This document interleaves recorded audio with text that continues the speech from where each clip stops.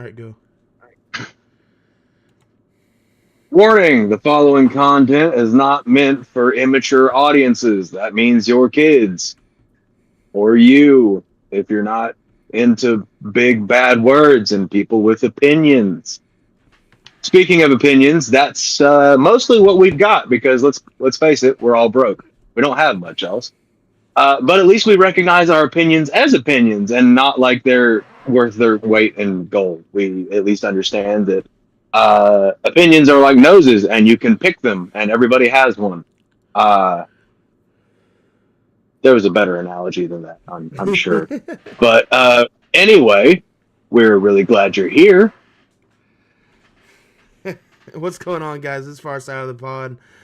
My name's Jordan. We got Ridge back finally. Ridge, are you back finally? Can you hear me? You like cut out? I said, You probably got too loud for the microphone. busted the mic out already. Good grief, coming in too hot. By the way, the thing that you said there at the beginning, Mikey, that would also defer to some of us in here, including myself, about being too immature. So, Yeah. Well, it was mostly about hey, we say bad things, and if you're not down with your kids hearing bad things, maybe like get them out of here. Assuming you have children. get rid of them. But we also got Caleb. Say hi, Caleb. How you doing? Wubba lubba dub dub, everybody. And we got Mikey. I do the intro. I also don't have preset catchphrases. Anyways, Okay. let's get into it. We're going to start off with something we haven't talked about in a few weeks because Ridge hasn't been here and it's hard to talk about without Ridge. But we're going to talk about... No, Ridge, tell your story. Tell your story first. Hold on, good grief.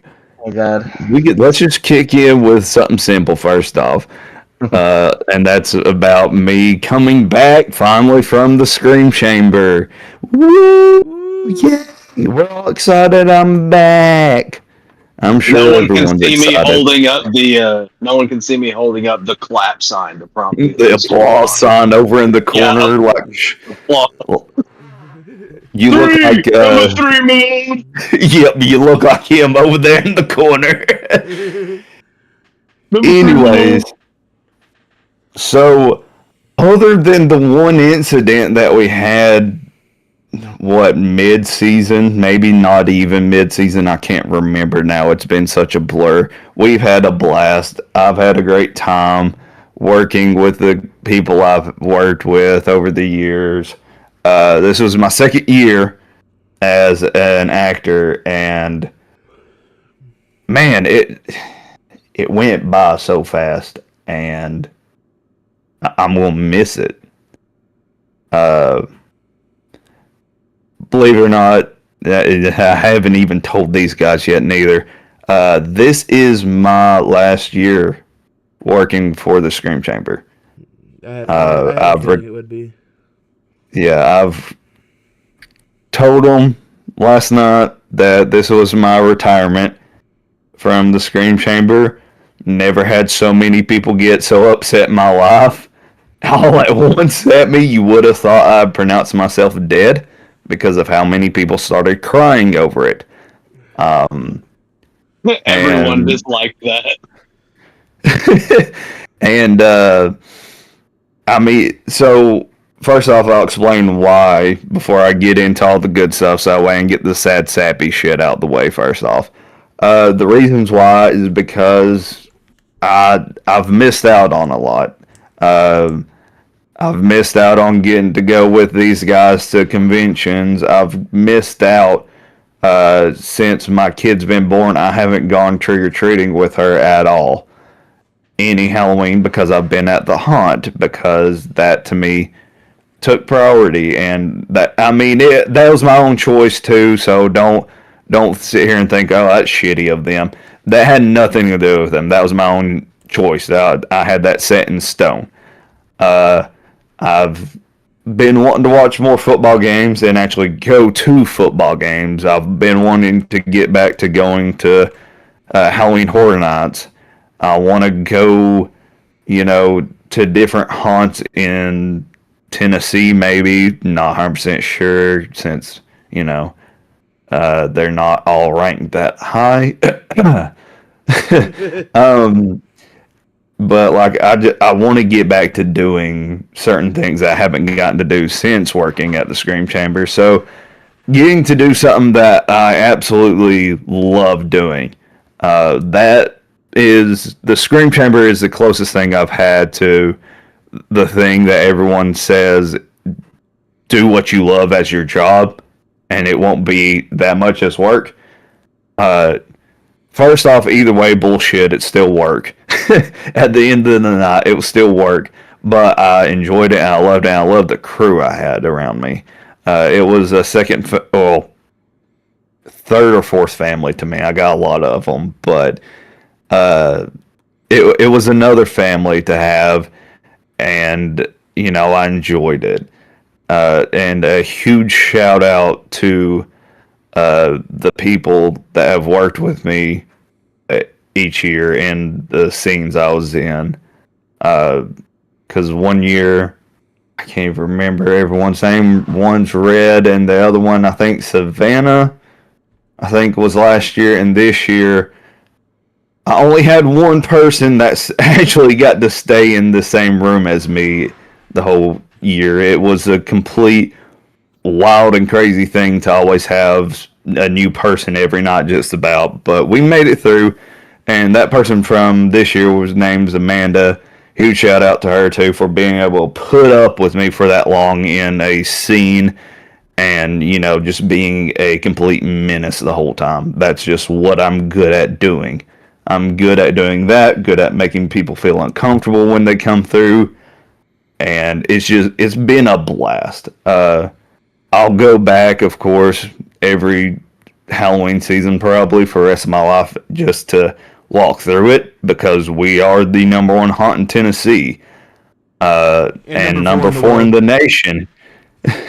Number 4 in the world, nation, however you want to see it, according to scarefactor.com. And they send out a crap ton of teams to rank all these different haunts, So, yeah, I'll always be going back, and expect us to try to do a live stream from there next year for their startup event. 100%. We're not going to get video going through the house. I can go ahead and tell you that much. Yeah, no. But we will get content outside the house a little bit during that festival time. But yeah, it's been a blast, man. I've really enjoyed it. We had people coming from all across the United States to come see us this year. We had a haunt from Georgia come up to see us. I think they were either from Marietta or Macon, Georgia. One of the two, I'm pretty sure. Drove all the way up just to see us. We had 2 different haunts in Tennessee come see us. One of them was Screamville. No, we had 3. We had Screamville, I think, was it Frightworks? I can't remember. No, Dead Man Farms, I'm pretty sure. And then Haunted Hilltop came and seen us. And then we had... I know we had a lady come from Georgia, or not Georgia. We had a lady, 94-year-old woman, fly from Michigan down to Tennessee just to come through the haunt. She had been through so many different haunts and everything in her life, and she was going to, and all of her friends told her, everyone that she knew told her, hey, if you want to go to a really good haunt, go down Tennessee, go to the little small town Athens, Tennessee, and go to a Scream Chamber. That's the best haunt. Go down there, and you'll have a really good time. And she said that out of every haunt she has ever been in her life, we by far was the best. So that means a lot from someone that old that's had that long of an experience with different haunts to say something like that. I want to say we had some people visit from Italy. I think that they were just visiting some friends or something, and they end up coming through. I I'm not going to sit here and try to tell you where all everybody visited from, but we had a lot of people from different places come visit us this year. That's the main point.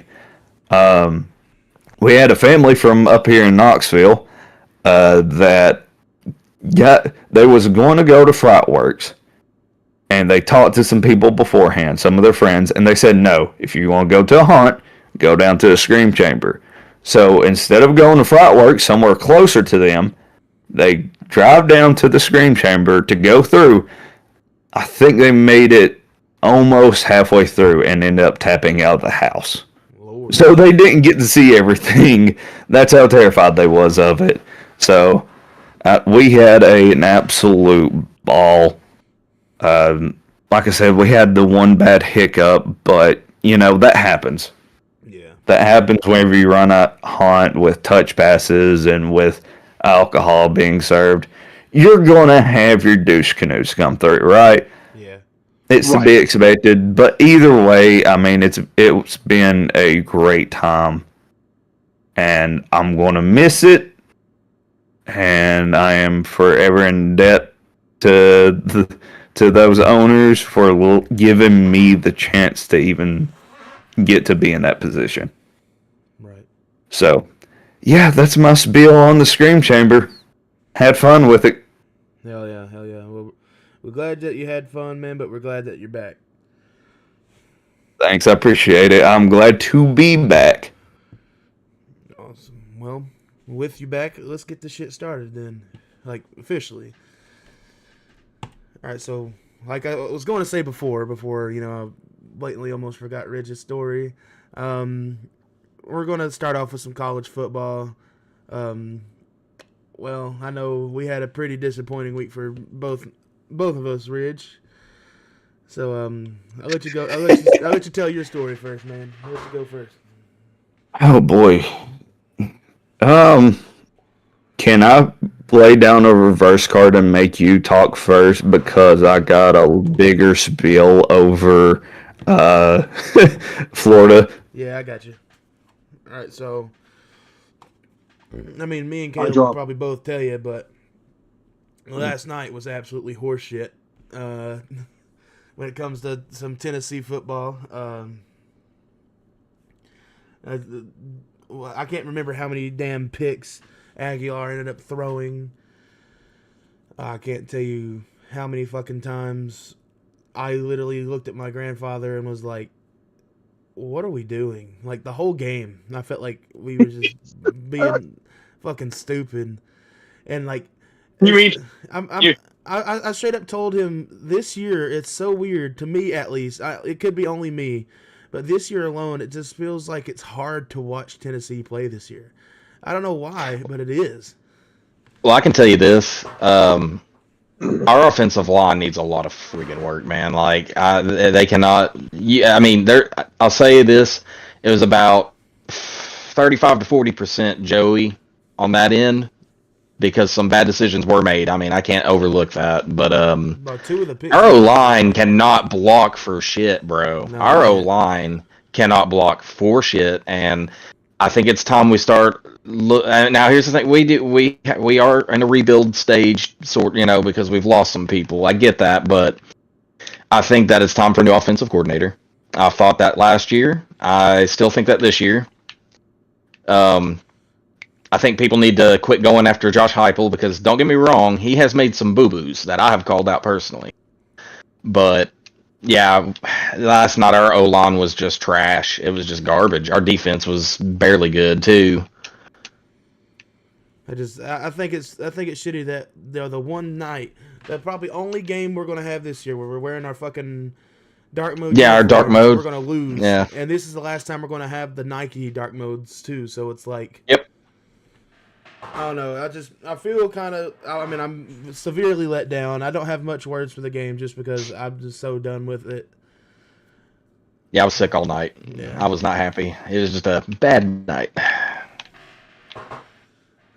Ridge, so I reckon if Ridge wants to go ahead and absolutely eviscerate Florida right now, he can go for it. Well, holy shit! I figured we'd have more to talk about on y'all's end. Well, we didn't want to say too much. Let's see here. So what's that put y'all at? 3 losses? Yep. 3. Hey, on the bright side, y'all are on projection for where we were predicting y'all to land at for this year, believe it or not, around that 9 to 10-3, Yeah. 10 area. Yeah, I think the Unlike, issue is that our loss was to Oklahoma. We fully expected a beatdown for them as a revenge. well, I mean, they always end up playing y'all hard.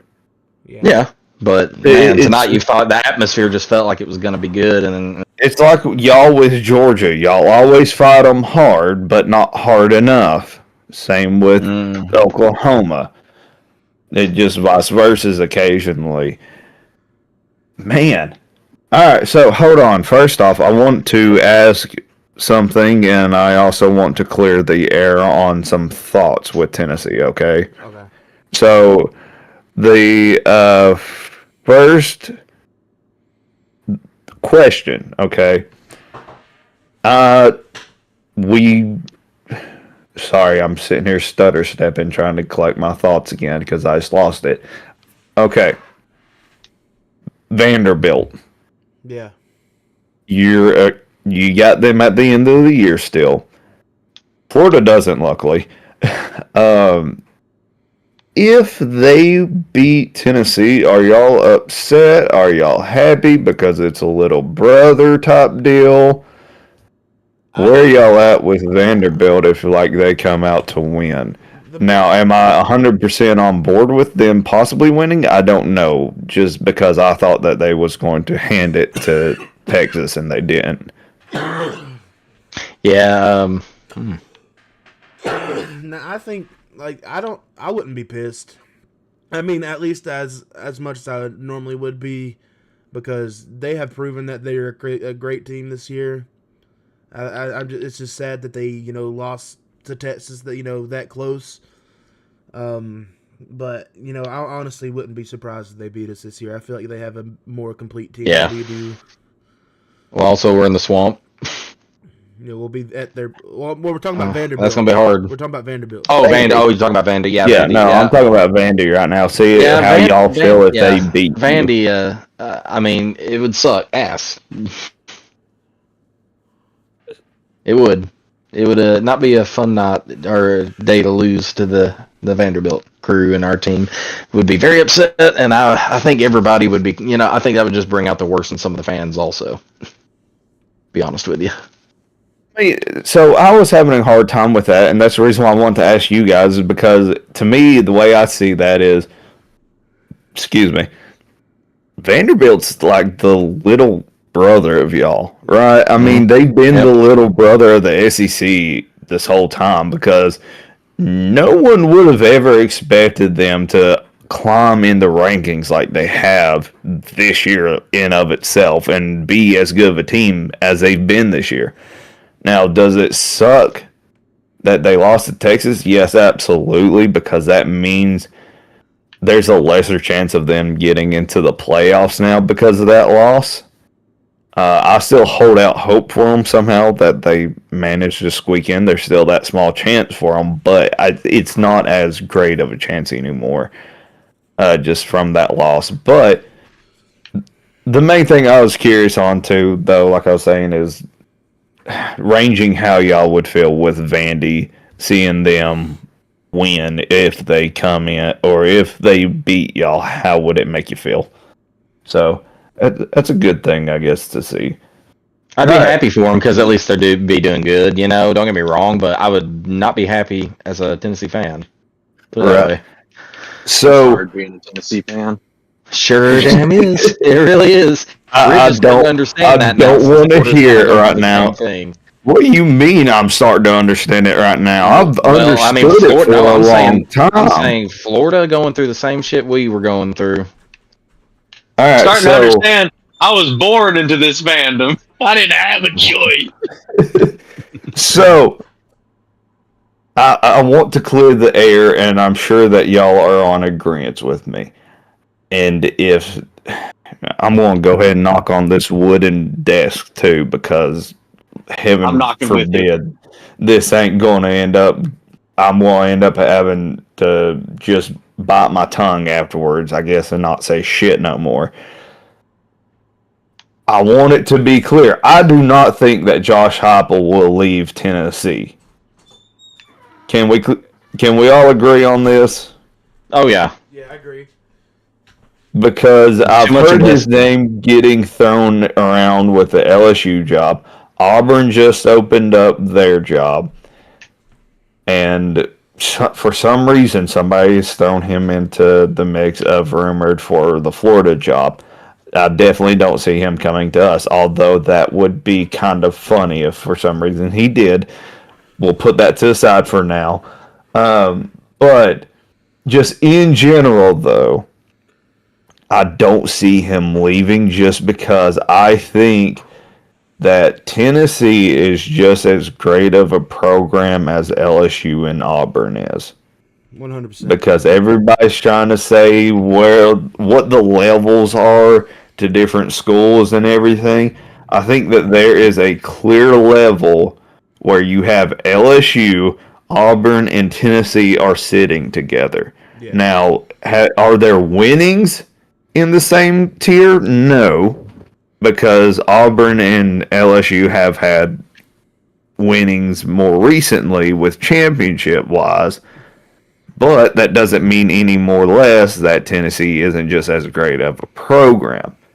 Also, Tennessee is more put together right now than LSU is. LSU's already lost all of their coaches, all of their staff, and their AD, and has ran into issues with their president too.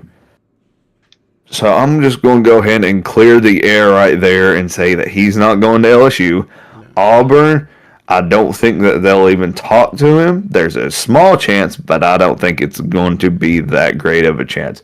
I think he is set in stone for a good while with Tennessee. But again, I bring up another question within this. When does Tennessee fans get tired of him? Oh, they're already tired of him. I was about to say, is there a certain... Well, I mean, for you guys right here, is there a certain point that you get tired of having Josh Heupel as the head coach over Tennessee? What does it take for you to say, okay, we've had him for long enough? Honestly, if we... Because I just have a feeling...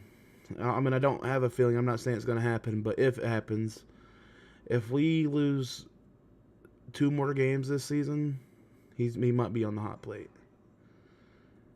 Really? That could be true, just because, especially how our fan base can be. Okay. See, I was curious on how this would go because, to me, he's oddly like Lane Kiffin. Like, I could see him having this as long as he wants to with Tennessee. But at the same time, you know, Tennessee starts to, I feel like y'all, same as Florida, once you get to that certain point and that's all you're reaching, it's like, okay, so this must be the ceiling for this coach because we haven't gotten past this point. Right. So I'm curious, you know, how long do you let it go of saying, all right, I'm fine with being a 10-win team, or I'm fine with winning 9 games and just being right there near the top and not actually in the playoffs every year? Right. Because here's the thing, is if we've only got 3 games left this season, and there's only one of them that I can comfortably say that will win. Because at this point, Florida held their own against Georgia, and Vanderbilt, you know, they're Vanderbilt this year. So there's a part of me that is almost scared that thinks that we may lose to Florida too. Oh yeah, I think that's a good possibility, especially after this. Now, unless we play very, very angrily and are able to do something about it in the swamp, then we don't really stand a chance. Because I went and watched this get, I went and watched us get shut out in the swamp by ourselves. So, for my first SEC rivalry game, of course, I had to go down to the enemy territory and watch my team just not shoot themselves in the foot, but in the fucking head.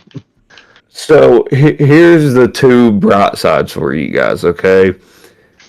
Is if we keep on throwing Lagway in, I think he's going to be a liability issue, and I think that he's going to cost it for us.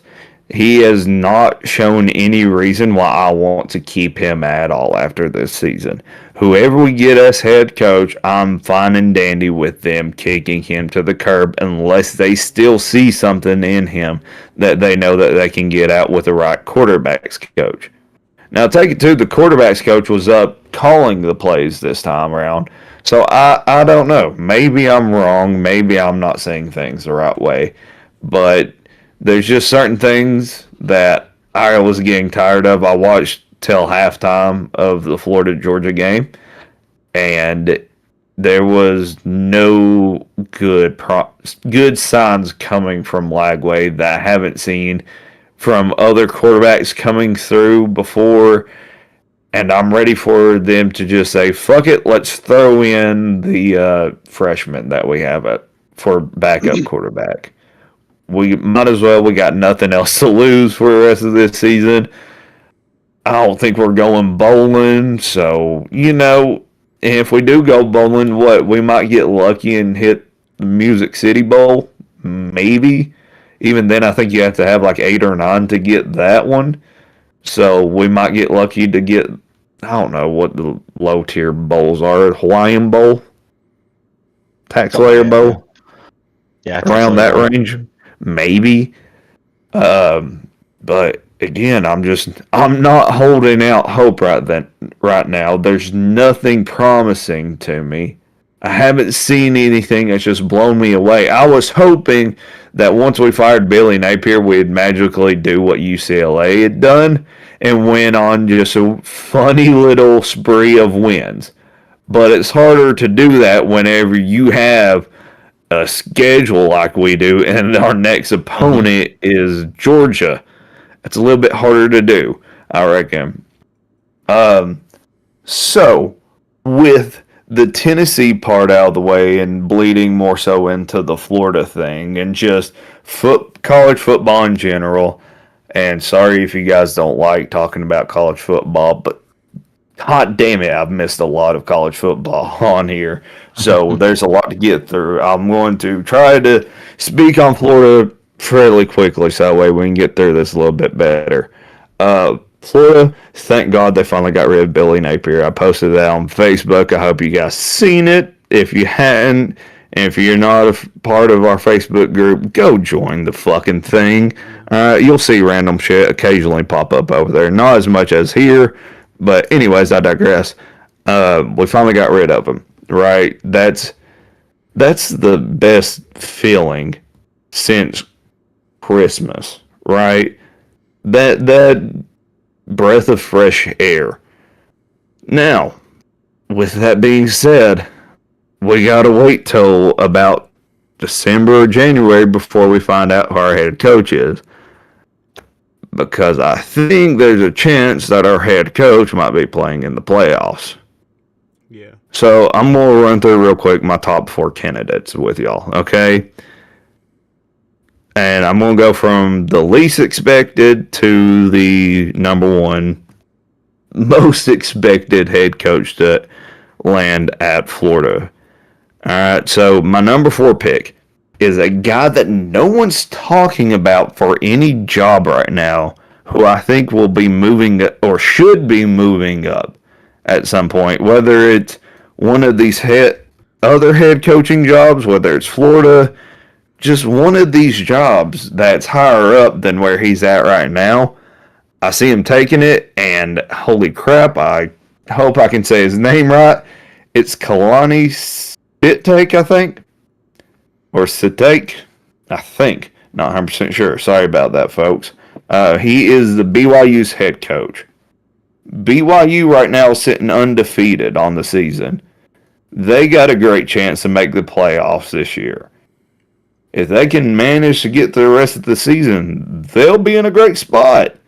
But again, he's been one of these coaches that hasn't been talked about, and I've done my research on him. Of course, this has been a few weeks back, but I haven't seen that he's got a contract extension with BYU yet. Right. So he's one of those names that I see can move up if he wants to and should move up. By the way, this dude's Samoan. It would just be badass to have this dude on the sidelines. He's a big old boy, big old Samoan. He looks badass. He's had BYU, I think, the past 2 years now in the top 25. I'd take that. All right. I need somebody to get us back up to the top 25. All right. So, after that, my number 3 is Eli Drinkwitz. Eli Drinkwitz, for those that don't know, is Mizzou's head coach. I'm not as high on him as other Gator fans are right now. To me, he seems like another version of Dan Mullen. He's a little bit odd. He's a good coach. There's something off about him. I can't put my finger on it. For that reason, he's sitting at number 3. Again, he's a good coach. He's ran Mizzou really well this year, but again, he's not there for me. And at number 2, I have the head coach of Louisiana, Jeff Brom. Jeff Brom has turned that Louisiana team around. Or not Louisiana, I'm so sorry. Louisville team around. Holy shit, that's way off. Louisville. Kentucky, not Louisiana. There's a big difference between those two. One's more so north and the other one's more so south. The only same thing they have is an L in their names. And I think an O, and that's about it. Anyways, Jeff Brom has turned Louisville around.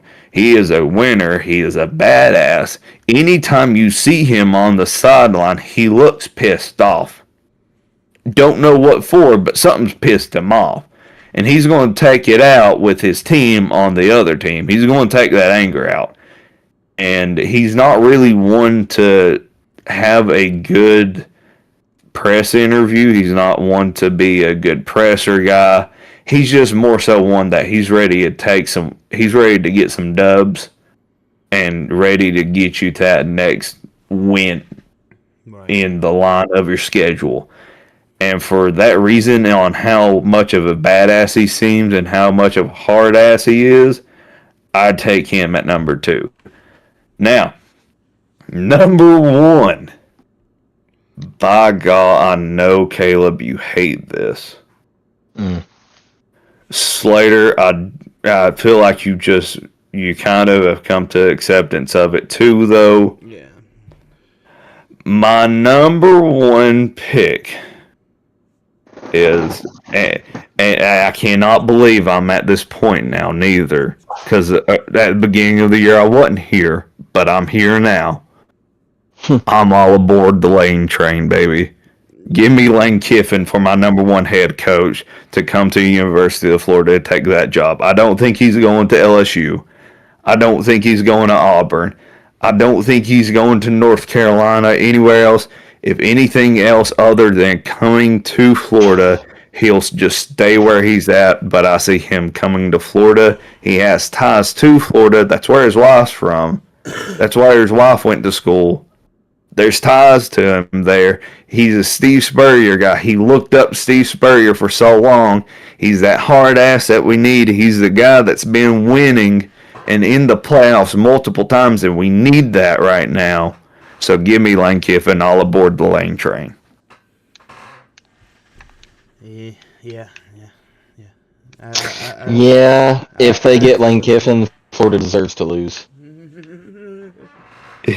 Don't be too jealous, all right? Jealous? I understand you're still mad at him for something that happened years ago while he was still a young sap. Yeah.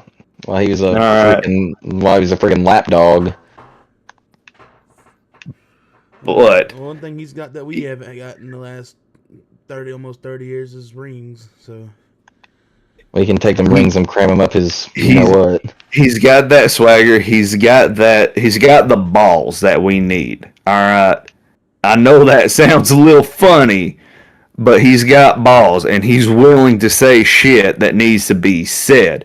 We need somebody that's willing to say what needs to be said to certain people in the organization and needs to be able to get up there and smack talk another head coach like Georgia football's head coach. That was kind of funny whenever he told him that he was fat. I don't know if y'all remember that or not, but he told Kirby Smart that he was a little chubby. Anyways, we need a head coach like him, man. I'm ready for another head coach that's going to be in a visor, that has that Spurrier mentality, that wants to win and can do it at the next level. And I think that Florida is that next level for him. That's what he needs. That's what we need. And I honestly think that you're going to wake up a giant if you put Lane Kiffin at Florida. I do think you might be able to wake up the giant with Jeff Brom, but again, I'm more so sold on Lane Kiffin now. I personally do think if Florida does want to come back to that powerhouse team that they are used to being, Lane Kiffin might be that coach that they need to bring in for that. Honestly. I think so, man. But, and again, you never know. You never know. It could be that he decides to stay at Ole Miss. He's going to rock it out with his cock out at Ole Miss like he's been doing for years on end because he knows he's got something comfortable. Right? But why not take that leap? Why not get out of your comfort zone, you know? Right. Why not just jump into that next level and see if changing it up and going to that next school is really the thing that you needed all along to get to a national championship, to win the SEC championship as a head coach, and to win the national championship as a head coach. That could be the best thing for him, is to have been able to jump ship to Florida. He could have just about done it last year from what I've heard. Apparently it was almost a done deal, but they decided to hold on to Billy Ballsack, and instead Kiffin stayed where he was at for another year. But again, this has been a weird year in general. So either way, I see there's a higher chance of Kiffin moving this year. Where to? Don't know, but I'm just sold on the idea of getting him here.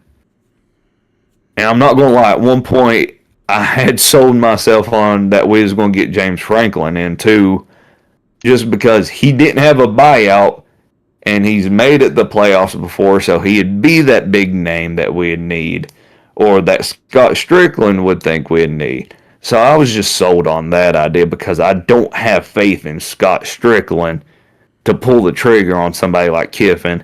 That's why I gotta be alright with the idea of, okay, well, if not him, who's four other guys that I'm looking at?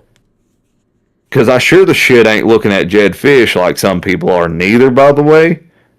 Whoever's looking at Jed Fish, please go look and tell me that Washington's up in the top 25 right now. Tell me how they've done this year. Because they've done decent, but not good enough. They haven't stayed in the top 25.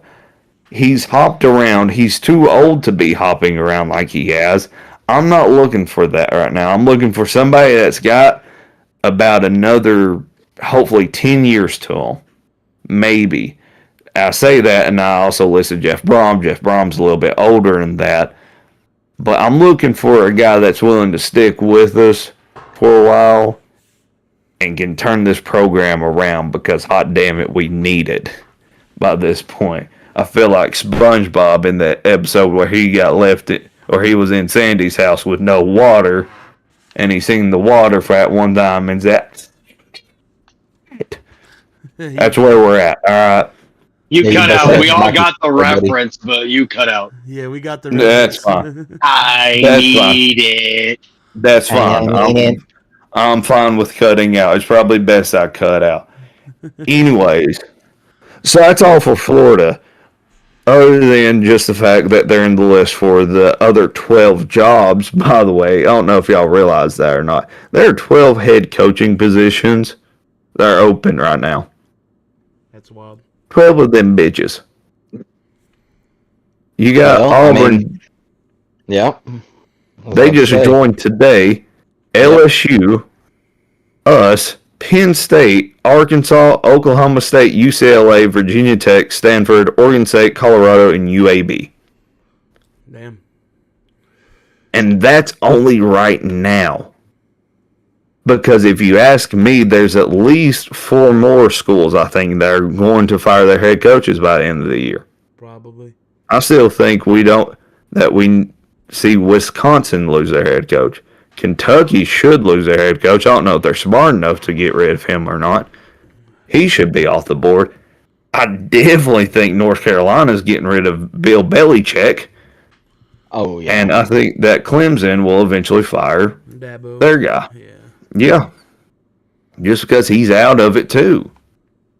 So there's 4 more. So there will be, there are a shit ton of jobs open this year. And I think that there are a shit ton of opportunities for different coaches to move up, move over, whatever. I've heard so far too that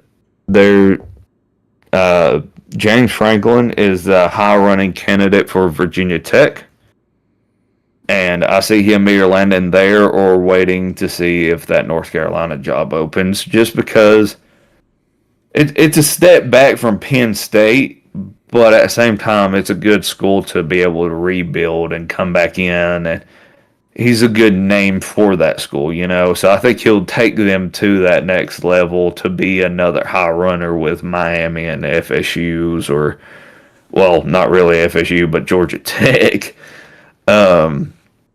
That, and I've also heard that Jimbo Fisher is one of the big talking names for LSU right now, believe it or not. That'd be a wild thing. And, of course, Lane Kiffin, he's been thrown around for every opening out there. And I also heard Coach O might, like he said, he'd like to come back to LSU if they'd have him. I doubt they bring him back. Yeah. It's going to... He's one of those I think should just retire and enjoy it. For real. I mean, I know that LSU wanted Jimbo at one point, but something didn't happen. Like, I think athletic director wise or something. Yeah. Something happened where they couldn't get Fisher.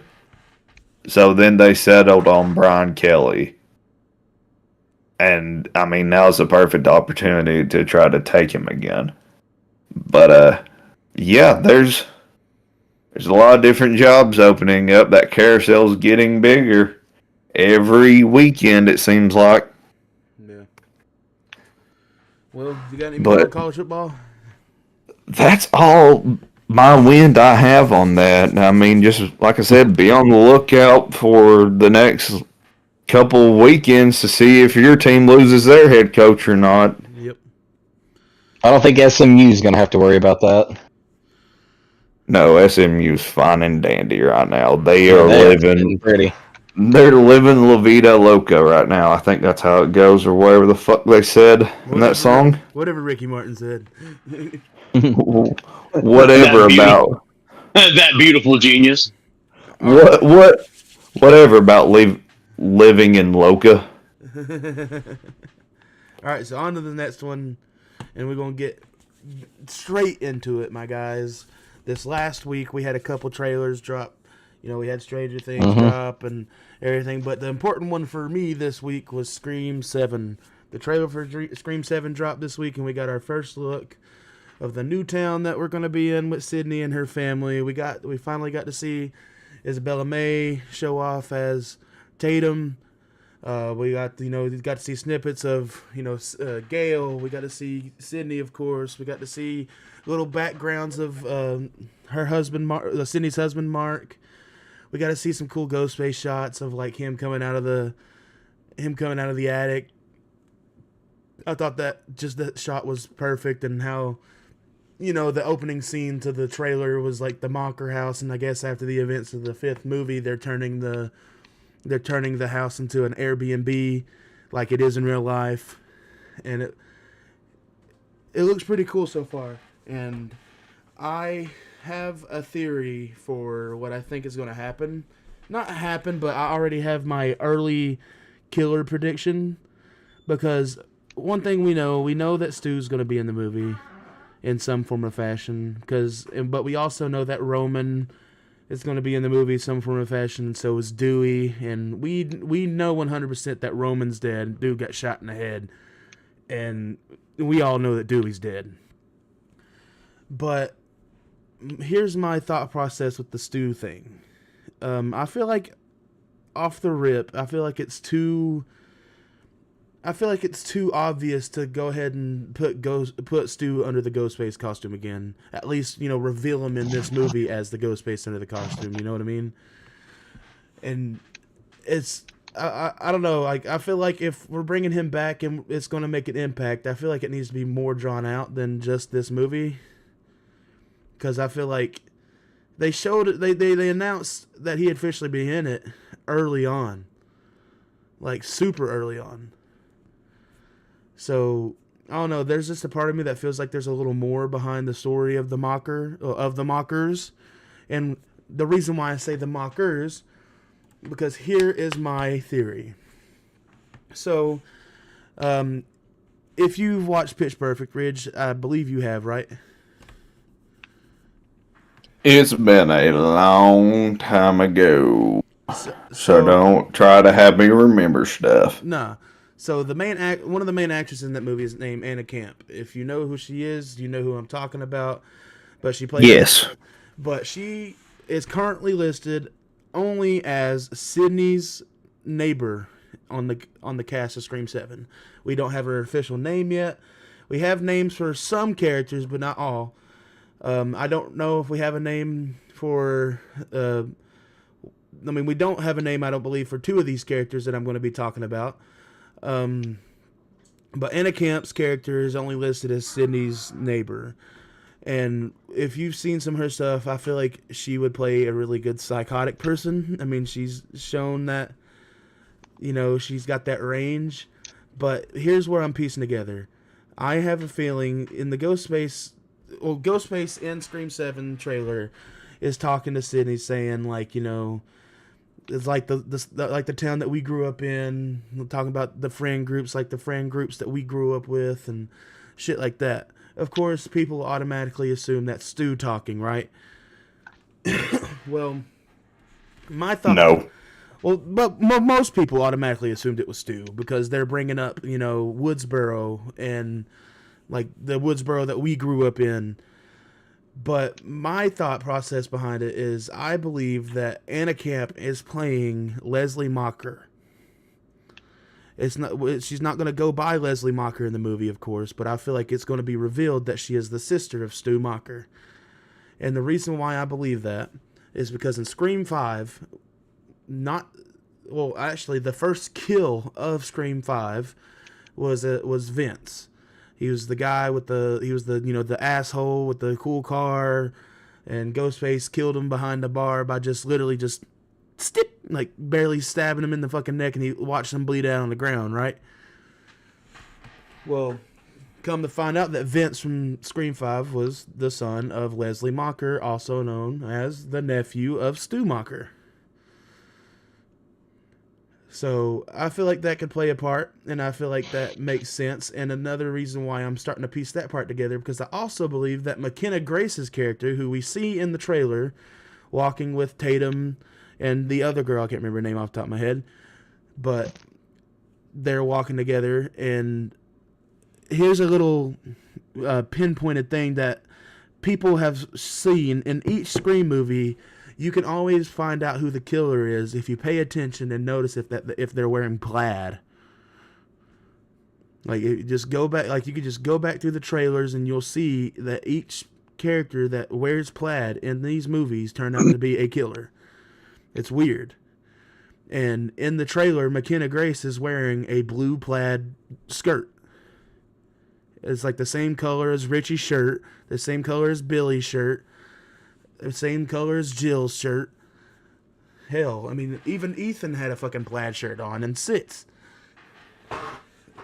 It's like there's a lot of connections with it, and I'm not setting this in stone because there's parts that I feel like is off and negative with it. Just meaning, like, the last Scream movie we had was a revenge movie, right? It was the family revenge movie for Richie. And we also had another family revenge movie in the second movie. but I don't exactly think that it would be a revenge movie. Almost think that, you know, possibly after the whole thing that happened with Stu, you know, maybe that the family could have fell on hardships, and maybe that's what their whole motive is like, you did this to us and now we're doing this to you type of thing. Or I don't know. That's why I say, like, I'm just spitballing, because typically I have my, like, for Scream 5, I knew who the killers were off the rip. I have people who can back me up on that, and they're both on this podcast. I called out the killers in Scream 6, all three of them off the rip. I don't know how, I just did. This is the first one where I see the first trailer and I'm like, kind of lost a little bit. I'm still, the only part of it that I'm more like, I don't know about is the Anna Camps part. Like, I don't know if it'd be connected to her as Stu's sister, but I am starting to really see that McKenna Grace could possibly be the Ghostface, because the only other females that we have that were Ghostface is Amber, Nancy Loomis, and Jill. And, you know, I feel like we've got the same type of, like, oh, and Quinn, my bad, and Quinn. But we've got the same type of, like, embodiments, I guess you could say, because Amber was the psychotic. Like, I guess you have to be a psycho to be a mass killer, right? But it's just like the difference between how they act. You know, Nancy Loomis was for the revenge of Billy, even though her ass, you know, fucking abandoned him anyways. Never made sense to me. Then, you know, Jill, if you know me and know my stance on Scream, I think Jill is probably the most overrated Ghostface in the franchise. Just because I hate that her motive is just because, you know, Sydney is the one who got attacked by Ghostface 3 fucking times. So guess what? I'm gonna get jealous because people are worried about Sydney. And every time that I hear family around each other, they're always asking, man, I wonder how Sydney is. So I'm going to get pissed off, and I'm going to kill a couple people, fake it, and let me be the new Sydney. I always thought that was just a little fucking stupid. I mean, it's not entirely bad, but I don't know. I can go on and on for that. But either way, I think that McKenna Grace, she's a great actress, and she's only 19, but she's been in the business for a while now. And I think that she could show some range to make us see a female Ghostface in a way we haven't. Because I feel like all the other ones have been about the same way. And I'm like I said, she's the only one that I'm starting to lean more towards. And like I said, I don't think that, you know, this is a full connection, but I do think it would make sense. I do think that, well, I do know that the Ghostface is going to be using AI a lot in this movie. Especially with the voices, because in the trailer you can hear Dewey's voice, and Dewey's voice is pretty much saying, you know, all your friends die if they come around you, whatever. And, you know, Dewey wouldn't say that to Sydney, so I guarantee you that's Ghostface using Dewey's voice and like an AI modulator over the phone type shit. I think the same thing is going to happen with Roman. And that's where I come through with Stu. Is like, there's a part that makes me nervous that all we're going to get is an AI video or an AI voice of Stu. But there's a part of me that's like, why would they market it so big that he's coming back if he's only AI, right? So, I would still like to see a Ghostface cult. I think that's a possibility. And, you know, I think I told Caleb about this. I want to see the first movie end where we don't catch both Ghostfaces. Or all the Ghostfaces.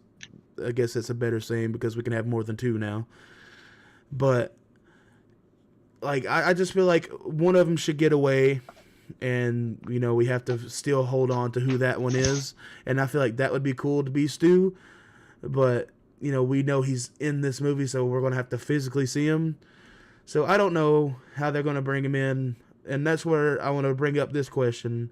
And I'll ask individually, what and where and how do you think Stu is going to show up in this movie? Like, just what you solely think. What do you think? Caleb, I'll start off with you first. Okay, so my prediction is that Stumacher is 100% alive. And I was really big on hoping that prior to this trailer. But something I thought about after watching the trailer a couple times, because I heard him, I heard him do his thing at the end of it. That was the first thing I heard, where I know you said you didn't hear it the first time, but you did the next time. Right. But when you listen to it, can you not hear the aging in the voice? Oh, yeah, for sure. So, to me, they would have, if he wasn't alive and he was AI, it would have been like a way younger sound, don't you think? So, my prediction is 100% Stu Macher's alive. I think he is either going to be pulling the strings, or he may also be in one of the Ghostface. And I think that personally, I would like to see him still escape and have another sequel where they finally get him. Or he has his ending, he actually dies, and that the other Ghostface that gets away that's how we get into the new era of Scream. Right. That's kind of what I'm thinking it's going to be, because it would be the only logical thing. I do think, like, because, there's rumors of this being a new trilogy, and I really want them to, if this is a new trilogy, I get that Sydney's back in it, and she's going to be a focal point of a trilogy, but I would like for Tatum to be the focal character of this trilogy. Just because I feel like it's cool to have Sydney in it, and she's the main character, yes. But if we're going to draw out a trilogy, I feel like we need to make something that, if we want the possibility of more movies after a trilogy, we have to have a new main character. Because after this trilogy, we can't have Sidney Prescott showing up again and again and again.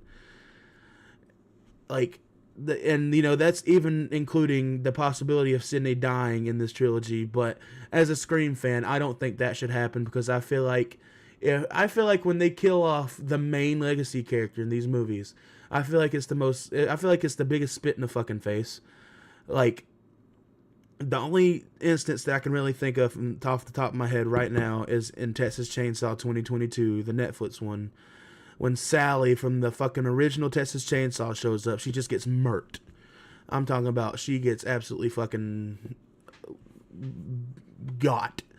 And I just think, I remember watching that. I mean, I fucking hated the movie anyways, but I just remember watching that and just being like, that's fucking it. Because, like, at that time, we're on the train of, Laurie Strode being in the new Halloween movies, and she's fucking kicking ass and trucking along, and Sydney's coming back and Scream, and Gail's coming back. We're all trucking along. Then here comes Sally from fucking Texas Chainsaw coming back, and I'm like, oh shit, this is gonna be cool. And she just gets absolutely fucking smithereened. Yeah, just like immediately is. I feel like if you're gonna do a big character death, it's got to be a big moment. And it's like, I think this is what I might have been telling Mikey the other night is, that's what I'm afraid of, because every time we see a big character die off in these movies, I feel like they don't put enough emotion behind it. Like, when we got Dewey's death, that was done well. Yes, that was the one. That was the legacy character death that meant something. But, like, you know what I mean? It has to mean something when it happens. But, like, going back and just like looking at some of the legacy characters, they just get offed, and like Karen in Halloween Kills. Like, when she shows up, like, she's looking out the window where Michael normally stands, and Michael just shows up behind her and kills her. And it's just like, I remember thinking in that moment, because it was at the very end of Kills, like right at the end of it. And it was like, huh? And I remember when Ends come out and it was like 2 years later, I was just like, come again? And I just feel like movies that don't take their main characters' deaths seriously just throw me for a fucking loop. And I really hope that we don't get that in this next trilogy, because Gail's got to die soon, right? Whether it's this next movie or the one after, Gail's got to die in one of these movies. Got to. I mean, also with the Meeks Martin twins, Chad and Mindy coming back, I have a feeling one of them's going to bite the dust too. I mean, the obvious answer is going to be Chad, but Yeah, I think that's what I said. Right. that dude don't fucking die though. Like that dude's like Dewey in the original fucking 3 movies. Dude got fucking stabbed like a damn pincushion and survives every fucking time. And you know the fact that they're back in this, and clearly we already see that Chad got stabbed in this trailer. So whoopee, he getting stabbed again. But I feel like they could throw the loop because you know everybody's expecting Chad to die in this one. I feel like Mindy's gonna die in this one. But I want these deaths to be emotional because if we're going to build multiple movies where we're going to build connections with these characters, I don't want it to be like, oh, they're dead, bro. Yeah, they're dead, bro. Just out of nowhere. Like, what? Why? It needs to mean something. It's gotta like play into it, right? You know, they gotta be careful with how they choose to do it. It's like another character death that I think was done correctly, and you know he wasn't exactly a legacy character, but like how big of a character he was so fast, and that's Eddie Munson. And, you know, with the Duffers brothers saying you know he's officially dead and everything, there's still a part of me that's like, don't fucking tell me he's dead. I want him to be back. I don't want to hear you say he's dead. I don't give a fuck what you say. He's not dead. And like I want that type of emotion when one of these characters die. Like I don't know, like. There's just a part of me that wants that kind of like raw reaction to the death, and sometimes these movies just don't deliver on that well. But Ridge, what do you think, and how do you think Stu Macher should be incorporated into this movie? All right, yeah. So I'm sitting here jotting down some stuff for myself because you know I've been up in the air on this movie because of just what happened between 6 and now. Yeah, for sure. It's had me up in the air, and I haven't been able to land down a grade on it.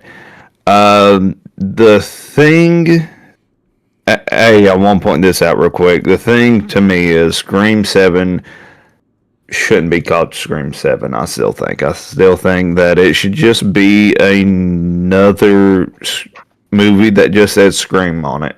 Right.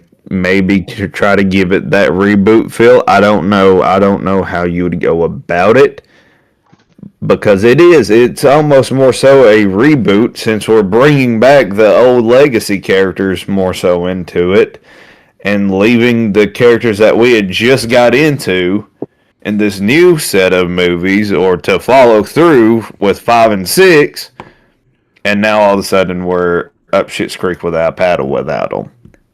So it's kind of like, it's a what the fuck moment. Whenever you got done, I have something to build on top of that with the other characters. But continue, my bad. Okay. Well, and maybe it can float in here because another thing that I'm thinking about is, since this is the 7th movie, and if we're going to keep it as 7, I feel like we need connection to 5 and 6, or to the last movie still, like other than just the twins popping up, Right. I want some clarity still, man. Who the fuck was the mom this whole time? Right, like who we never fully figured out. Right. We never figured that out, so why not just say, this is who that character was, bro, you got and either A, have her be one of the Ghostface in this movie, or B, have it be somebody that just gets killed off real quick. But we need to have a connection if we're going to keep this as 7. I mean, that's just my thought process. And who knows, maybe you say that Stu's sister is the mom to these kids. Right. I don't know. But, and to me, too, with the whole sister thing is I think that this girl, I can't remember her name already because I didn't pay attention enough to the name. McKenna Grace or Anna Camp? The one that you're saying is going to play as his sister. Anna Camp. I think that she's going to play that. It's going to be the sister / caregiver / one of the Ghostface. Okay. Because we normally always have more than one Ghostface. And I don't think that Stu's going to be a Ghostface. I just think that he's going to be one that, tries to tell his sister, Well, that's where I "Hey, go. do this for Well, me." that's You where I know, it go. doesn't. Yeah. That's where I go along with the whole cult thing, because like that's why I've been saying, Right. I've been saying it since Scream 5 came out, that I feel like it's a cult thing, and I feel like the story in 5 kind of plays with what I say on that, because they talk about how Amber and Richie met on Reddit, like on a subreddit for Stab, and I feel like, I think about going back to even Mickey in Scream 2. Mickey was using internet, like literally found Nancy Loomis through an internet forum. So it's like it's not been done before. Like it's something that's happened before. So I feel like there's a possibility that Stu is pulling the scenes and has been pulling the scenes behind pulling the strings behind the scenes since 5. Because think about it. Even when Tara went down, dude. Even when Tara went down and got almost killed at the beginning of 5, their mom didn't even come home. Right. And they were wondering, like, she can only be on the phone. Because Tara says that she was only on the phone with her for all of 10 minutes. And, like, if I was a parent and my kid just got brutally fucking murdered, I'd be on the next red eye straight home. But anyways, so like I said, I think that Stu is obviously he's still alive, but he cannot physically be Ghostface anymore. I think that he is either crippled or his brain is just so mushed now. Because if you remember back, there was a leaked photo that came out of his handwriting, Yeah. of Stu's handwriting, and it looked very off, like he was writing like a kid again, you know? Well, it looked like So I somebody in an think, asylum wrote it. right, like he can't write like he used to. So I think that his sister is the caregiver to him. They live next door to Sydney again. All this is playing all over again because Stu wants it to, and his sister loves him so much that she's going to carry out whatever he asks of her. He can still say certain things, and that's the reason why we hear him talk at the end. But he's not 100% clicking all cylinders like he needs to be a ghost face. Well, that's But I think that's another good reason why he could be Ghostface, because you saying like not brain not being mush, but Stu was already psychotic in the first movie. Like right, he was already off the hinges. Like he was literally doing the thing with Billy just because he wanted to. Like it wasn't. right, He didn't have a motive. Like literally, he says his motive was pure pressure. So like, and honestly, and also now that Kevin Williamson has pretty much confirmed, Billy and Stu was the first gay slasher couple. Technically, like it's not like 100% said in the movie, but it's technically confirmed that they were kind of behind the scenes, right? And they kind of, a lot of people knew that because they kind of made fun of that in Scary Movie.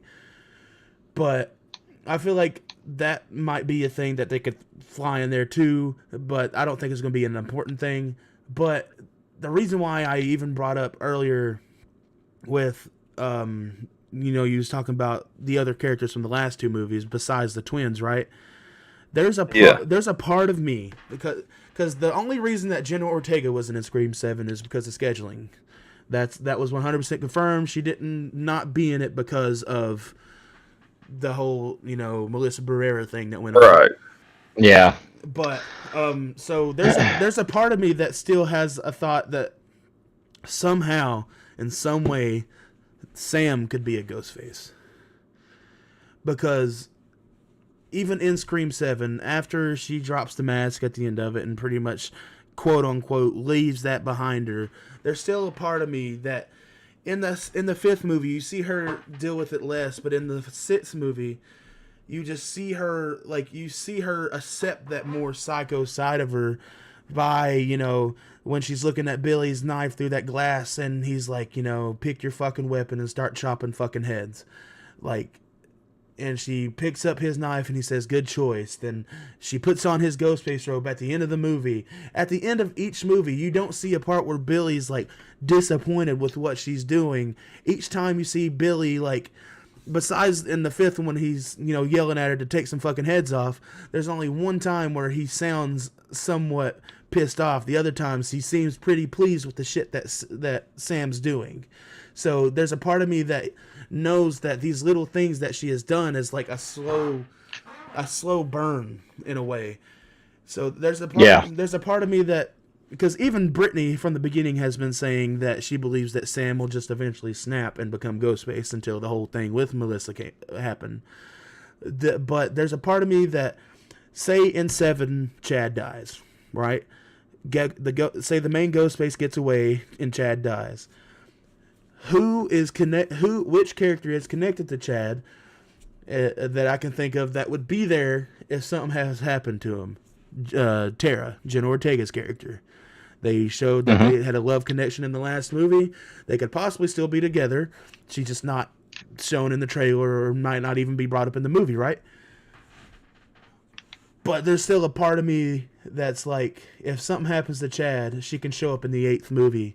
And like, I swear I feel like they can draw this trilogy out and like make it such a, because that's the typical thing we see at Ghostface. There's a new Ghostface every movie, which is a great trope because anybody can be Ghostface. But yeah, there's a part of me that wants there to be a Ghostface that's so fucking maniacal and so menacing that they can't stop him in just one movie. So yeah, that would be cool, like to draw it out a little bit. And like you intensity. You Ridge bringing up the mom, like the Carpenter's mom possibly being a factor in it. That's why I brought up her not coming when Tara got attacked, or in the 6th movie they got attacked again, but you know, you still hear nothing about the damn mom.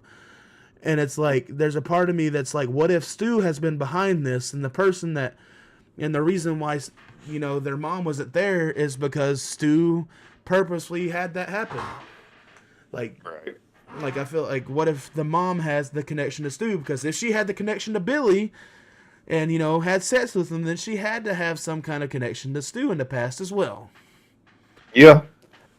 I mean, so, real quick then, do you count, if he can, let's say he is wheelchair bound, do you count him as Ghostface, or do you just count him as the one in control? I mean, if that's the case, he's just the person pulling the strings. But that's my thought, is that he cannot, he's immobile. I think that from whenever, if you go back and see the whole TV falling on his head thing, I think that knocked something loose, that incapacitated him to where he can't. See, that I 100% understand. And that's why he has a caregiver. That's his sister. That part I 100% understand. And hell, it's hard to argue with anybody that he's not actually even dead, because he had a full-on big-ass TV dropped on his head. But my thought process is kind of like how you're thinking, but I don't think he's immobilized. I think that he's just more fucking psychotic at this point. I think, seriously disfigured.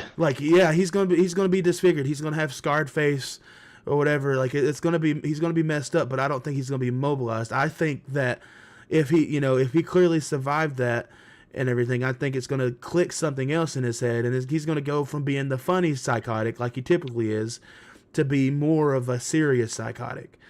It's like think about how Springtrap acts, and how he acts as Springtrap in Five Nights at Freddy's, right? Yeah. I'm not talking about that serious, but mix in a little bit of that darkness that he carries around with William Afton, but also includes some of that goofiness that Stu has.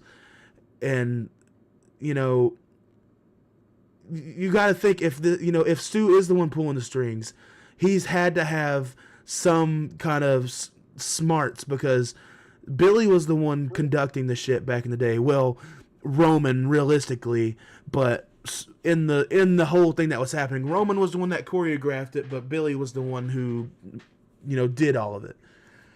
Now, hear me out. Hear me out real quick. Right. He doesn't have to have the smarts. Because if he has a caregiver, his sister, who has seen it all and has the idea for everything with him, and just sits there and carries out whatever he writes down to her slightly, and she just enhances it, then she could be the brains for Stu, because he doesn't have them as much as what you do. He just has a slight idea of what he wants done, and who all gets the ghost face, but she's the main one pulling, or the main brain behind him. And there's also another part of me that could think, what if, and I think Mikey might have brought this up. I could be wrong, so Mikey, if I'm wrong, correct me. What if she is Stu's sister, but she's not there to help Stu? She's there to help Sydney. Because what if she is Stu's caretaker, or was Stu's caretaker, and like he just became completely more unhinged as time came on? You know what I mean? Like my original thought on even how Stu survived is like the family's fucking rich, whatever. After it happened, they paid off the sheriff or whatever to say he died, but realistically they moved cross country, changed his name, put him in asylum, whatever. I don't think that's exactly it. But that was my initial first thought. But honestly, I don't think he'd be immobilized. But I get where you're coming from. I just don't think that would be the direction they would go with. But that could be the surprising factor of it, right? But yeah, I feel like we've gone on too long, so I'm gonna let Mikey. Mikey, what is your thought? How do you think Stu would come back in this? I think I'm kind of the mind that, like, after what happened to Stu, I do see it being really difficult for him to just be up and about and all spry and skipping around like a TV wasn't dropped on his fucking head. But I also see,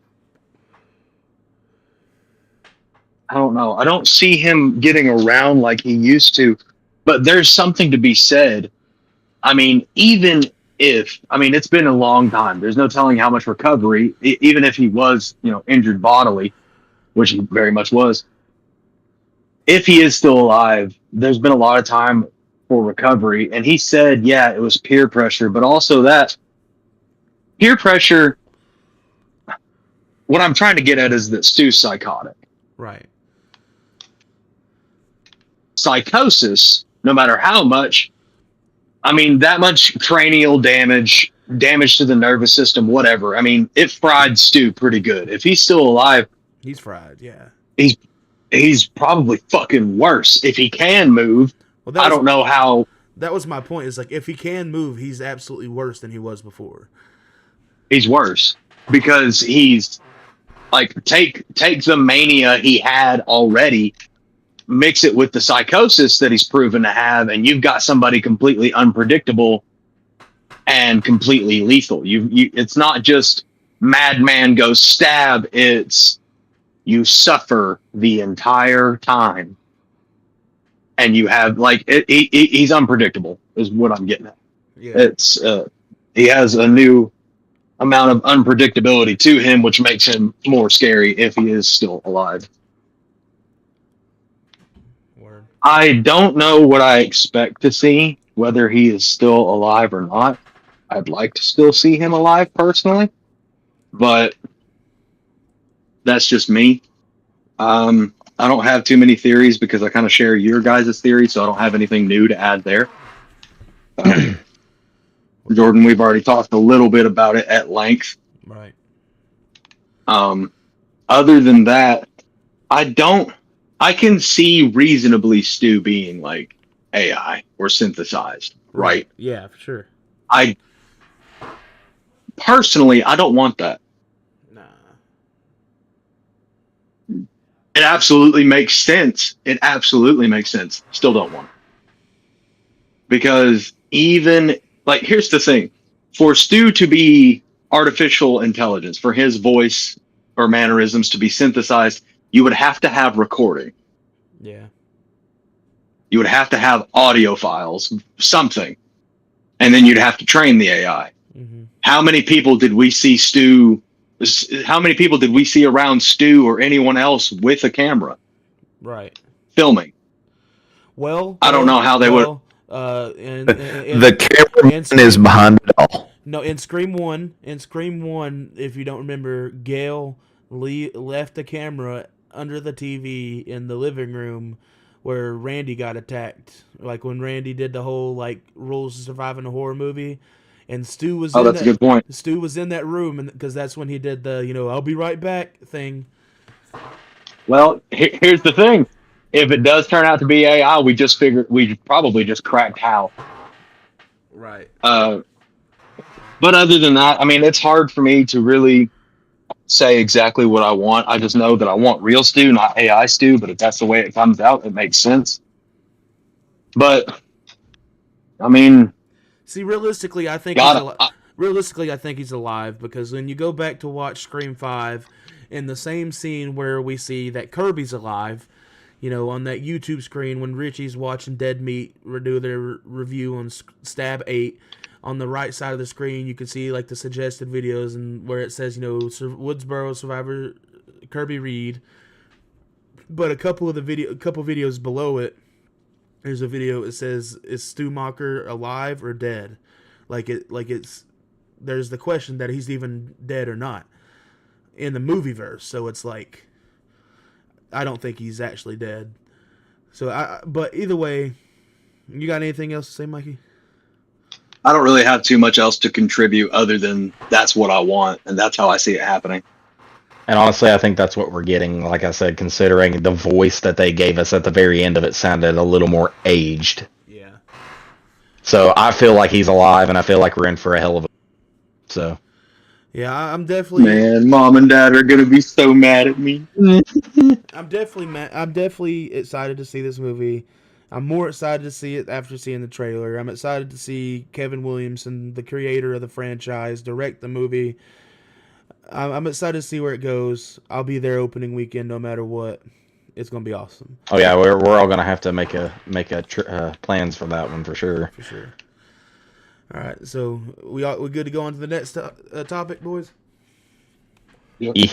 All right, so this next topic, and we're going to get in some more Doomsday, fellas. It's been a minute since we talked about some MCU, and we got some nice little juicy details on, it looks like, the first teaser for Avengers Doomsday.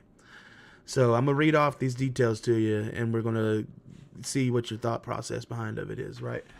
So this is all mainly on Doctor Doom, I believe. So the first details on the Avengers Doomsday teaser.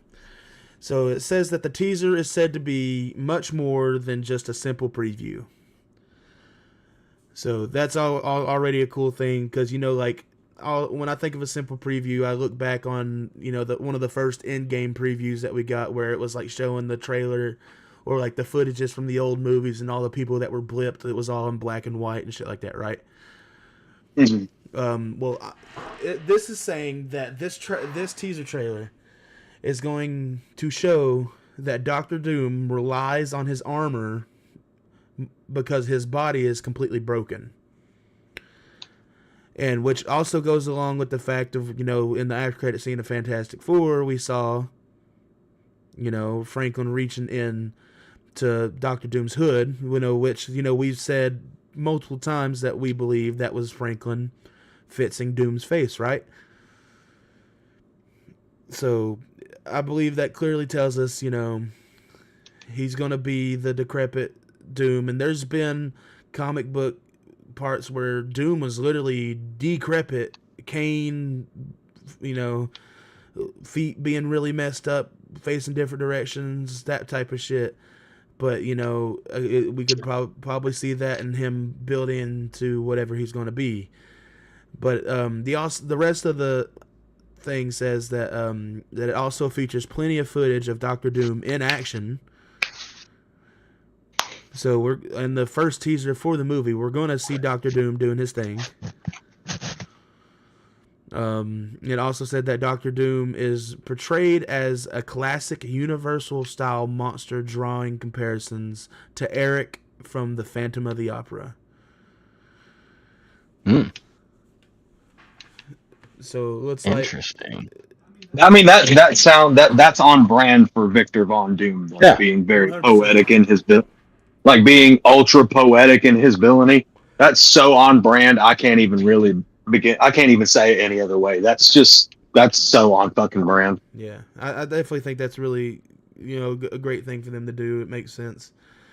But the last thing about this, and it says that the teaser trailer will reportedly be attached to Avatar: Fire and Ash.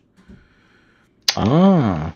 So, I guess the opening weekend or opening night of Avatar: Fire and Ash is when we will finally see this teaser trailer.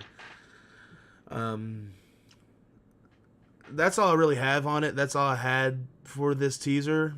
That's all I heard so far recently. Oh, speaking of MCU, I just forgot about this till just now.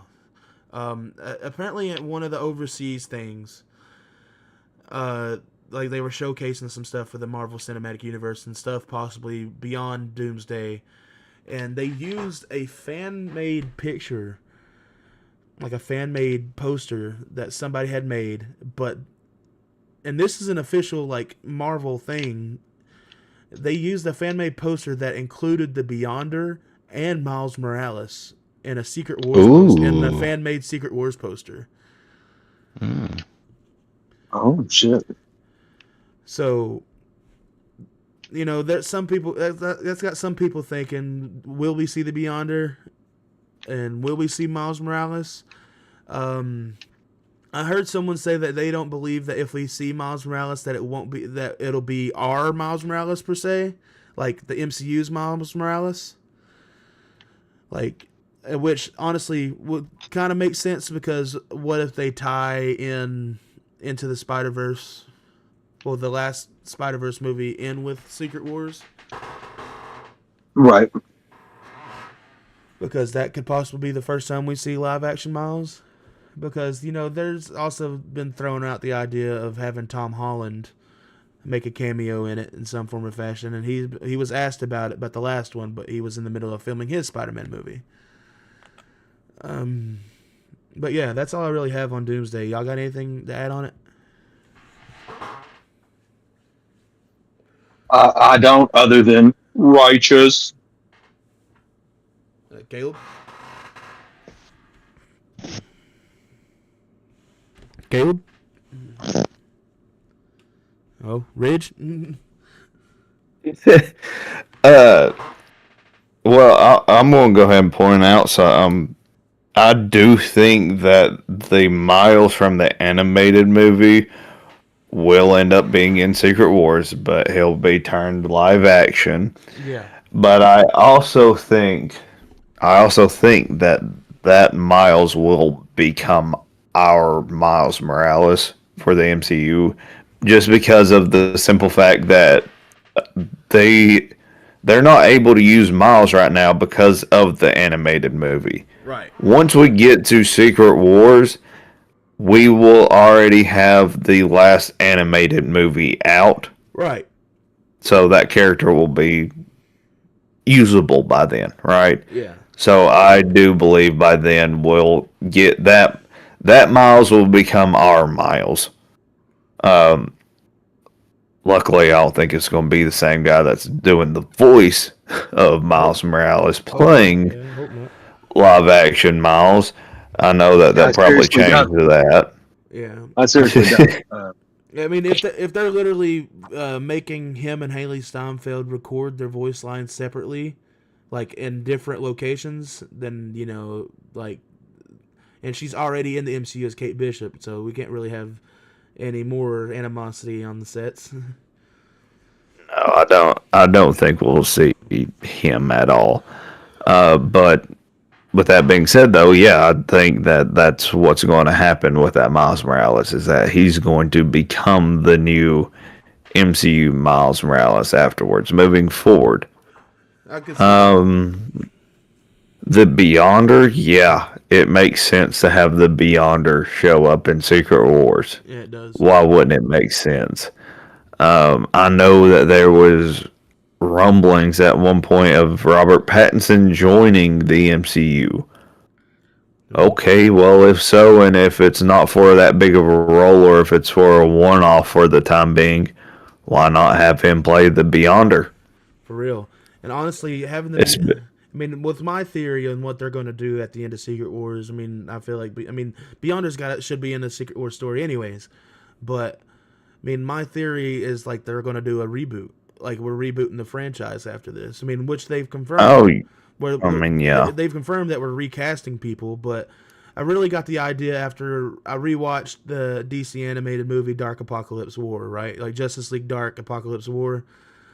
And in that movie, crazy shit happens. A lot of the Justice League dies. Doomsday reigns supreme for a couple years, type shit. And at the end of it, when they got it all finished, they're like, there's no way that we can save the world because Doomsday has done so much to the Earth, and we can't reverse that. So the world's only got such amount of time left.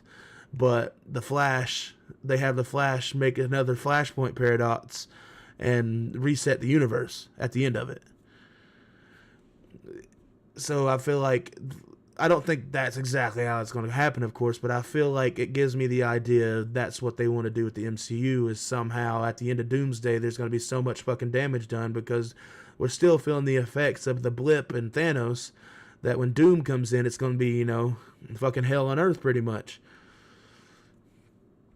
So I feel like there's going to be a point where they're just like, we can't really fix most of this. But that theory don't really sit all too well because we know that some of these characters are still returning, So I It's don't know. going to be a light reboot. Oh, yeah. I thought we're getting a light reboot either way. I'd say it's probably going to be maybe another soft reset if they choose to do it that way. Yeah. All right, so we got anything else? Well, think about it like this real quick. Sorry. For us to get to Secret World or Secret Wars, excuse me, you have to have Battle World, right? Yeah. And what is Battle World? It's a bunch of different universes that got destroyed and all put together by Doctor Doom. Yep. And I think that's what we're getting, is all these universes are going to collide and eventually get made into one world, Battle World. And then, after Secret Wars is over, whatever happens at the end of that to, have it end, we'll have just one universe that all these different characters are on for the time being. And I think that we'll see probably, if I had to imagine, we'll see Franklin Richards, or we won't see the Fantastic Four for a minute because they'll be trying to put universes together in a way, because that's what happens in the comics, is that Franklin Richards and his father are the ones that are building different universes. He's the one that's creating these different places where these different characters to eventually go back to. So I think for a little while, we'll still have Thor for a while, and we'll also have Hugh Jackman still playing as a Wolverine in the MCU with our new X-Men for a little while until, these different universes get built out. So I think that that's what we have to look forward to with that. As far as reboots go, I think it'll take some time, but it'll be definitely really cool to see what happens right here in Doomsday / Secret Wars. And of course, you best believe that we're going to have to be there at Avatar to make sure that we see that teaser trailer. Just show up to watch that movie, or show up to the theater, sit down for that movie after the teaser. All right, I've got what I wanted. I'm out of here. I don't care for anything else. That was my main shtick. All right, so is that it for Doomsday? I know I'm just trying to. I know Mikey's about to go into work, so I'm trying to get this last part in. I'm sorry, Oh yeah, guys. My you headset died. I had to charge it. Okay. no you're good. Yeah.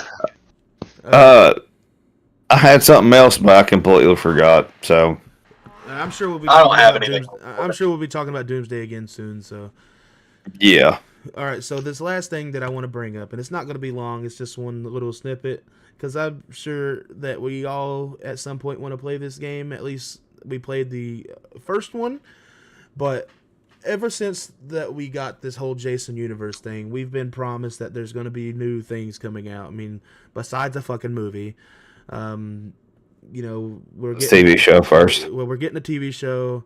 We're getting merch. We got the Halloween Horror Nights. We got the new mask at Spirit Halloween and all that shit. But the one thing that we are 100% getting is that we are 100% getting a new Friday the 13th video game. And as they are working actively on it, and they said that it will be a part of the franchise. Great. And they said it's just going to be so much more bigger than the last game, and that it's going to be more fixed up and like less buggy. They didn't anticipate how big the last Friday the 13th game was going to be. I mean, hell, I was there the day the first game came out. I was there when I had to wait 3 fucking days to get into one game because how bad the servers were. But they didn't anticipate how big it was going to be, so I couldn't blame them. But this game, they're going to be ready. They're going to have, material that the fans are going to love to see at the beginning of the game. We're going to see things, and I just want them to come out with some good ass content, and I want them to kind of go away from the mark of the typical. Well, that's what the first game did. My apology. Like, how Dead by Daylight is the typical 4v1, or it's occasionally now 8v2, and go around, find a person, put them on a hook, dip off, somebody go save them, and you kind of do like a whole rinse, wash, and repeat thing. But in the original game is like you're Jason, and I loved how the fact that they used the proximity chat to talk to people in the game like it was real, and like they had all the formula, they had the perfect formula for it, but just the licensing issue made the game fall apart. And the game's not even playable online anymore unless you've got the modded game like I do. And like the game is a beloved game, and the fact that they are giving us another game just makes me feel so excited. And I just realized I'm looking at this picture weird, and I didn't see this, but it does look like they are also working on a movie too, so that's great. I hope we get some good Jason content, because I feel like we haven't got any really good Jason content. I mean, until this year at Horror Nights, of course. I know the house is pretty successful, but I want a successful movie, because the last movie we got in the Friday the 13th franchise was 2009, and it was a good movie, but it just, to some people, it didn't hit the mark all too high. And I want to see Jason on the big screen again, and I want to see him in all his glory. And yeah, what do you guys think? I think we have the technology. I mean, and I mean that, like, both meme and without the meme. With how much technology we have and the ability to create movies the way that Hollywood does, and not even just Hollywood, the way, the possibilities in which we can create movies as a species is so fantastic that I want, I'm gonna say this with my whole chest, you'd have to try to fail to make whatever, like this new movie. I feel like you'd have to try to make it fail in order for it to suck. Right. That's just how I feel about it. I mean, when it comes to Jason Voorhees as a slasher, as a character, the story, the formula, it's all there. All you have to do is take it from paper, put it to screen. I know there's a lot more shit in it that goes in that. I'm not intentionally trying to sound ignorant. I just mean when you get down to brass tacks, you have to try to make a story like that suck in order for it to suck. Right. That's just my opinion. Okay. Who else?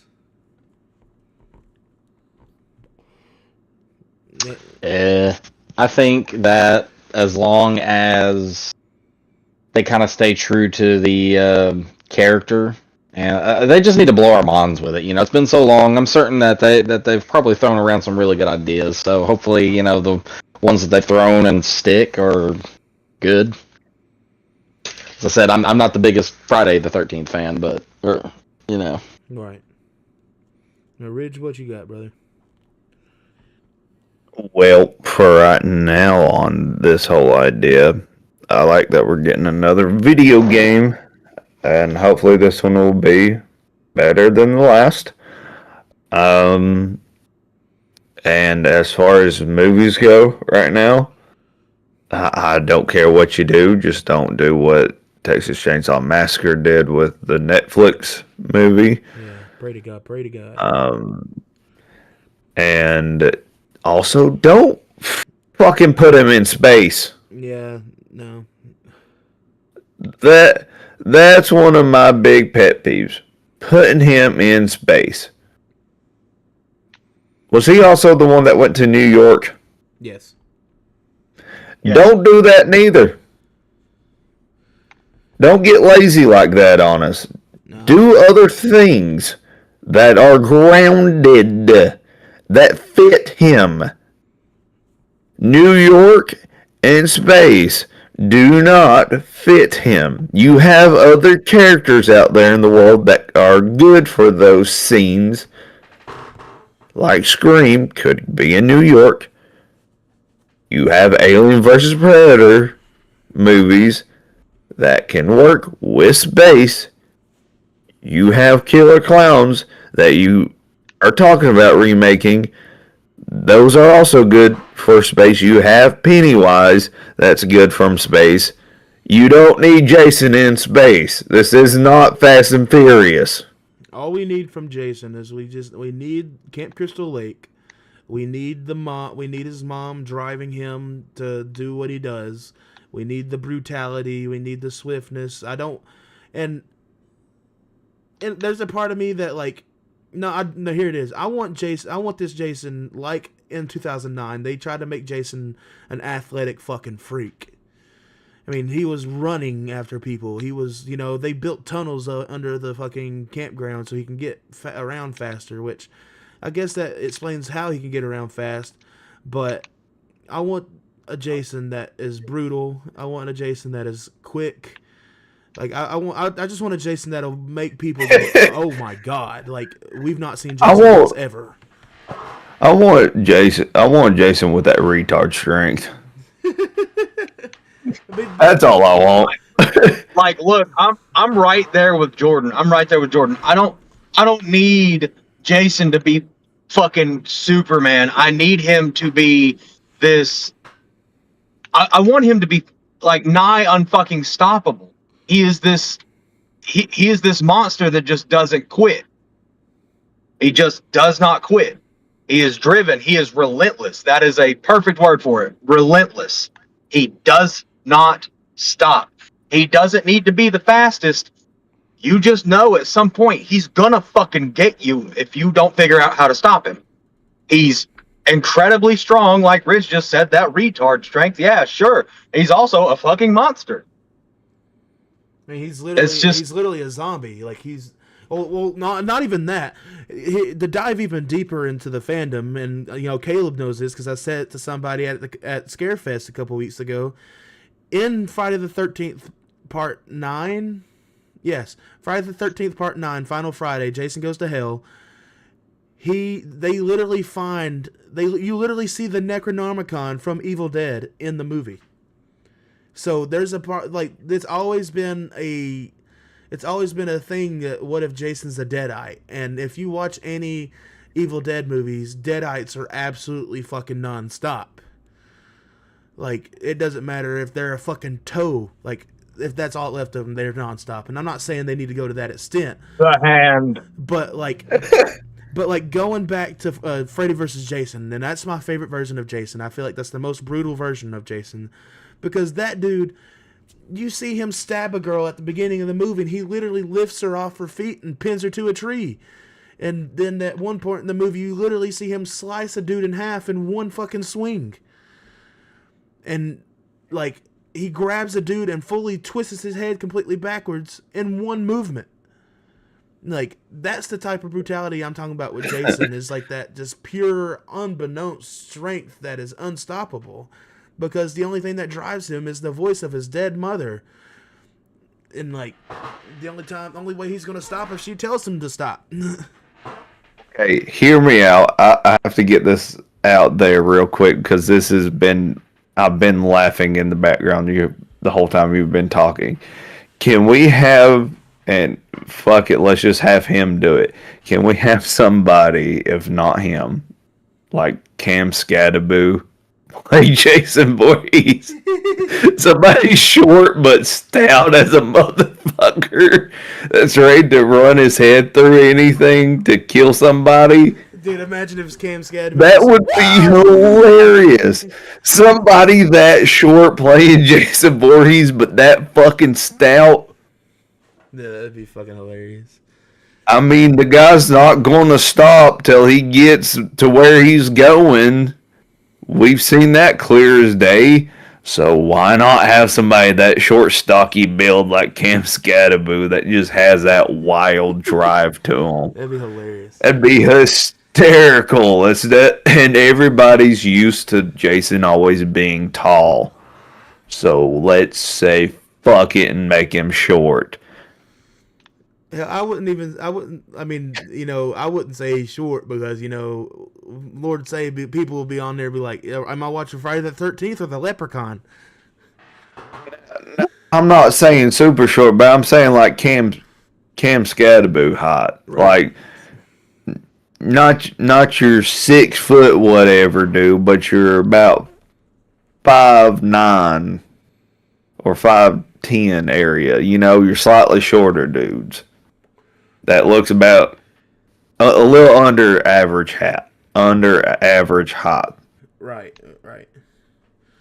But not that. I just think that'd be funny. But honestly, either way, what they do, I'm excited for new content. Friday the 13th is something that I feel like we've been needing to see on the big screen for a while. Same thing with Nightmare on Elm Street.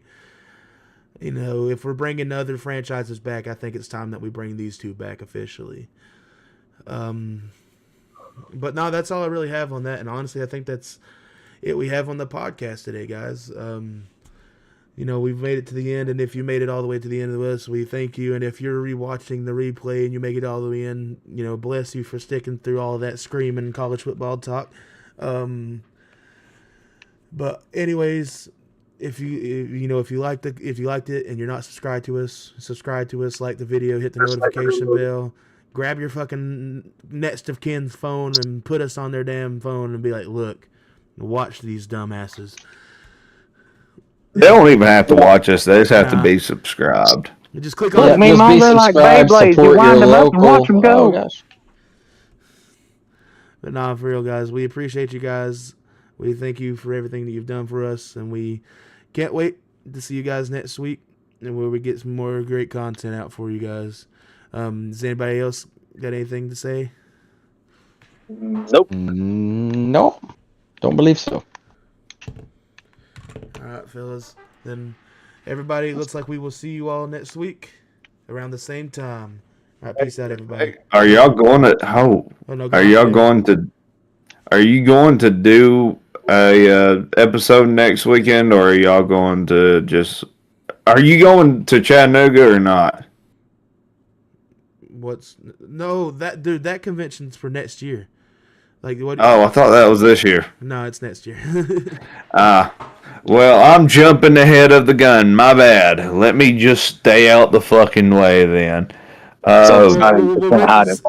Since Ridge is bringing it up, just keep an eye out on us announcing anything when it comes to a convention or, anything special. We already got it on our schedule that next year in November, Chattanooga Comic Con's coming around, and David Howard Thornton has officially been announced as the first guest. So definitely. And the Huntsville Yeah. con I'm planning on going to. Yeah, keep an eye on that too. But yeah. Sorry, real quick too. I'm taking.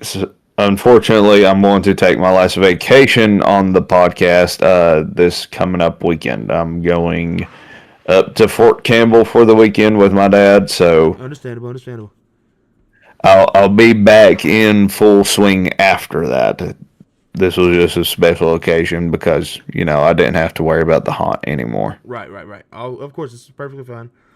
It's something you do every year, All right. Dad. So yeah. All right, but anyways, guys, we'll see you guys next week. We appreciate you all. Peace out. Bye-bye, friends.